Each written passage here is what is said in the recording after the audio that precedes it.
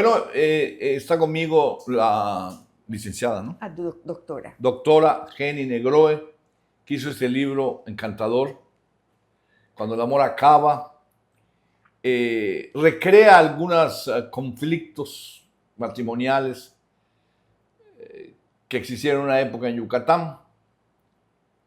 Bueno, conflictos matrimoniales hay siempre, ¿no? Digo, los que se dieron en una época en Yucatán. Particularmente yo me sentí muy atraído por uno que se da entre José Julián Peón, autor del primer soneto.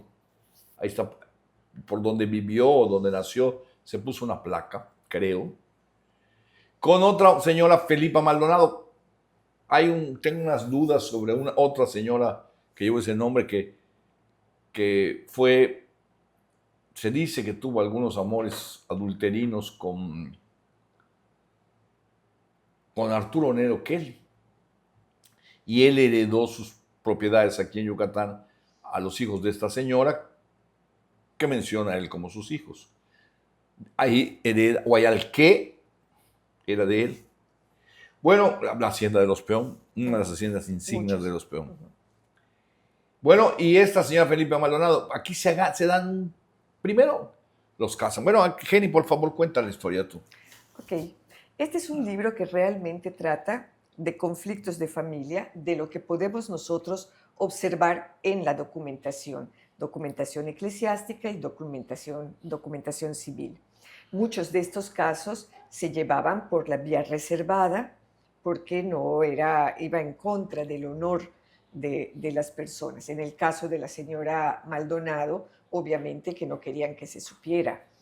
Entonces, esta historia empieza años antes con el matrimonio, que se suponía que el Concilio de Trento les había establecido que todos los matrimonios deberían de ser bajo la libre voluntad, o sea, que no debían de ser imposición. Sin embargo, Alonso Peón, que es el cabeza de la familia de los Peón, tuvo una estrategia matrimonial fantástica, empezando por él mismo, y casó a todos sus hijos muy bien, pero los casaba obligándolos.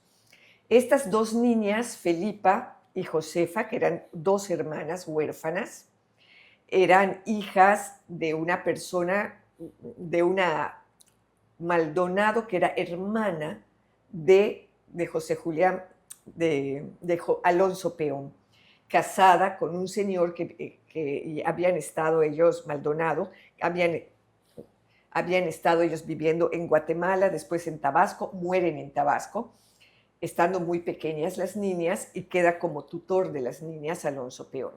Apenas cumplían la edad reglamentaria, 12 años, les solicitaban la dispensa de edad y dispensa de parentesco en segundo grado, porque eran primos hermanos, y las casó a ellas dos con sus hijos.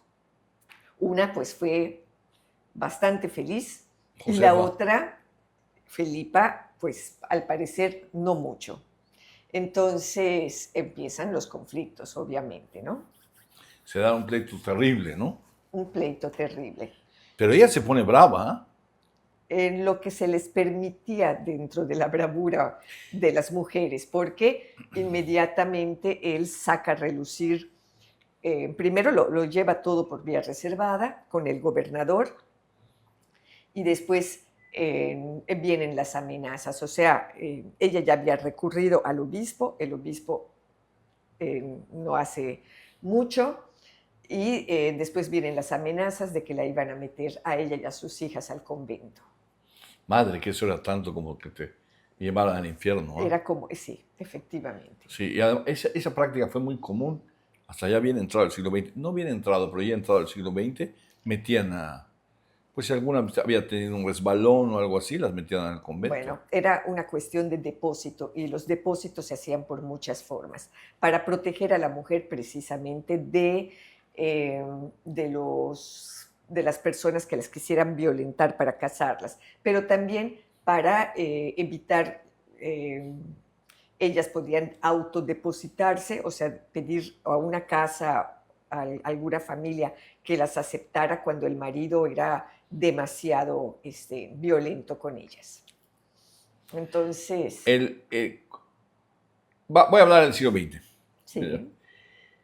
Había la mayoría de edad a los 21 años. Díaz Ordaz lo corrió después del 68. Entonces, las niñas se casaban de 18, 19 años. Mm, Eso era lo correcto. Claro, se podían casar también, ¿no? sí, Pero tenía que firmar el papá. sí. Si no, el matrimonio no. Entonces, ahorita que dijiste depósito, pensé, yo oí a varias señoras, parientas mías, el papá no quería que se casara con ese individuo.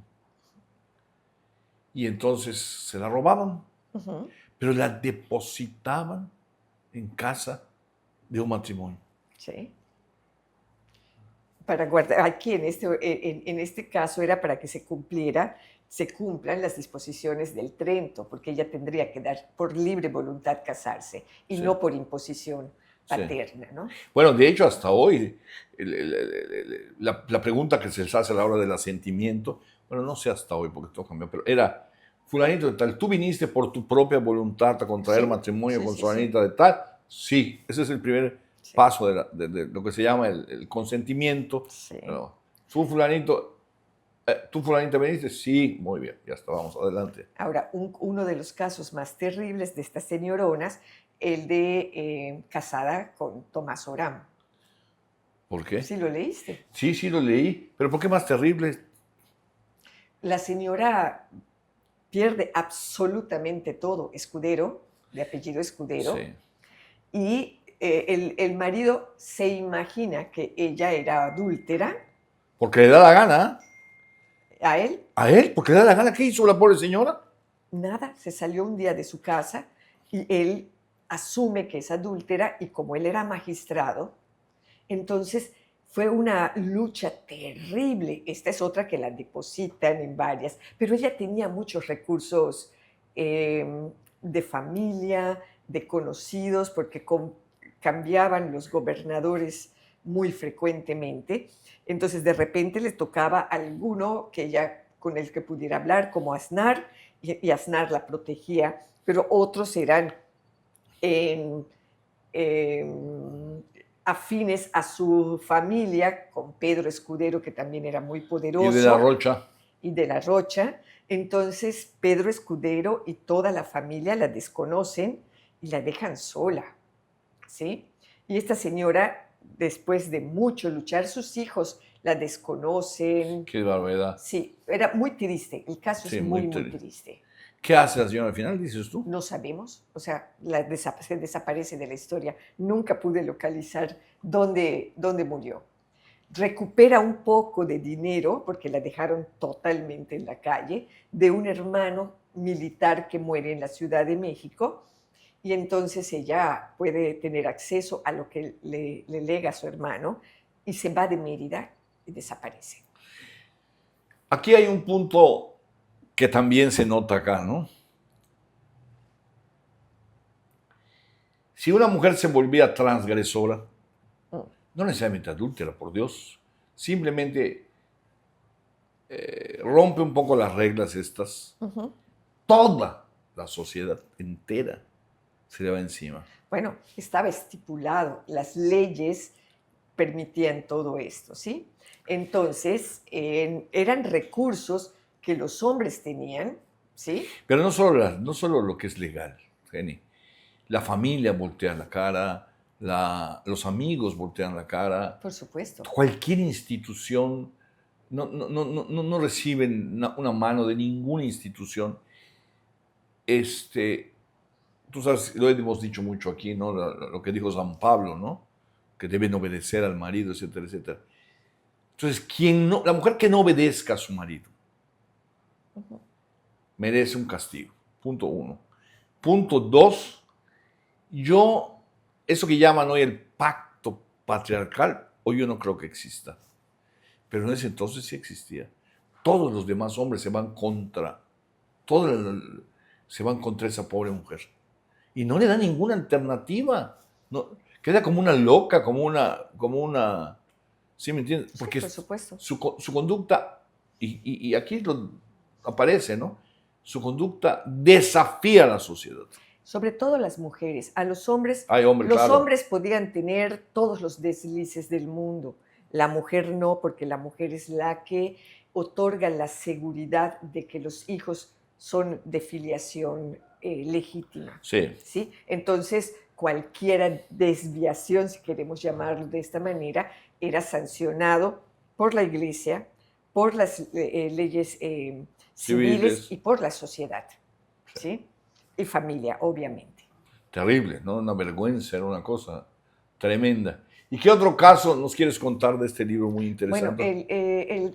no es un caso. Yo quería, en este libro, planteo precisamente cuáles eran las alternativas que las mujeres tenían cuando existían estos conflictos de familia, ¿no? Obviamente, muy pocos, donde ellas pudieran salir avante, pero, y cómo esto se funda, o sea, tiene las mujeres si tenemos estos testimonios es porque ellas acudieron a la ley. Muchísimas no acudían a No, ningún tipo de instancia, en primer lugar por vergüenza, en segundo lugar porque la familia impedía que esto se hiciera para que la gente no hablara. Entonces tenían que llegar a un extremo muy, muy grande para poder pedir auxilio a cualquier instancia. Entonces, y estas instancias, o sea, las leyes permitían que los hombres disciplinaran a sus mujeres. claro. Y estas disciplinas muchas veces se hacían no solo de palabras, sino también físicamente. ¿Eso Entonces, crees que existió aquí? totalmente. Sí. Pues, allá hay muchísimos casos De, de personas de violencia física contra la mujer. Pero tenemos que aclarar que esta violencia física se reconocía de diferentes grados dependiendo de la calidad de la mujer a la que le infringieran esta violencia. Si era una persona de la élite y el hombre, como en el caso de Mauricio Cano, que solo empuja a la mujer, entonces ella se queja de esta violencia y lo meten a la cárcel, porque ella era de la élite, la esposa. Pero, pero Cano también era de la élite, por supuesto, por favor. pero a él, Al alguacil mayor. a él es al que Allá hubo un favoritismo, una cosa rara. después ahí, porque ella era quijano, que también eran parte Sí, de sí, la sí, sí, sí. élite, entonces aquí hay, los dos eran de la Por élite. cierto, déjame te digo una. Sí, dime. Es que ese de los peón está muy interesante. Parece. Novela. No, sí, claro. Ahí está el viejo Quijano. Juan Sebastián ¿cómo Juan está? Esteban. Juan Esteban. Ah, ese se le aparece la Virgen. Sí, por Es supuesto. al que se le aparece la Virgen. Por supuesto. Que no sirve, no sirvió para nada porque es una Virgen blanca que se le aparece un blanco. A diferencia, porque el éxito de Guadalupe es una Virgen morena que le habla a un indio.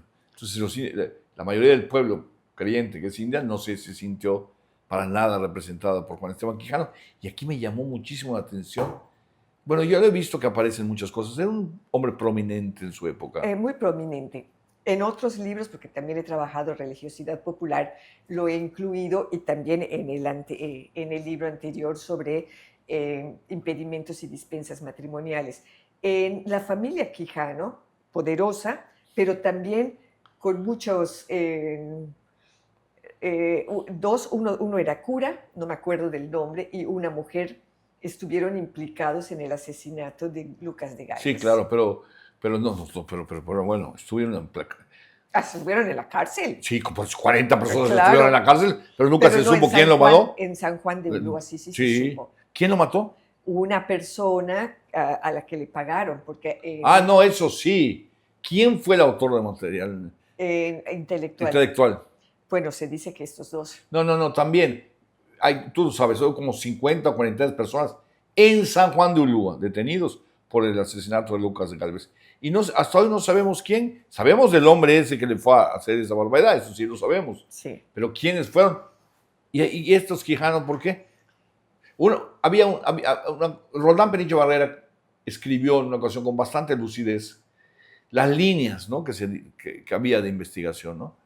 Maridos ofendidos porque era muy dado Muy calavera. No exactamente, pero no solo calavera, se metía con la esposa. Sí. ¿Eso sabes con qué propósito? Lo mismo hacía Trujillo en la República Dominicana. No estoy seguro si es exactamente igual, pero hago la referencia para humillar al individuo. Hay un deseo, ¿no? De te humillo y me meto con tu mujer. Y entonces, dice Roldán, pues había un grupo de maridos ofendidos. Luego no sé qué cosas y luego a no sé quiénes. Y luego, bueno, ahí está, se lo escabecharon al pobre.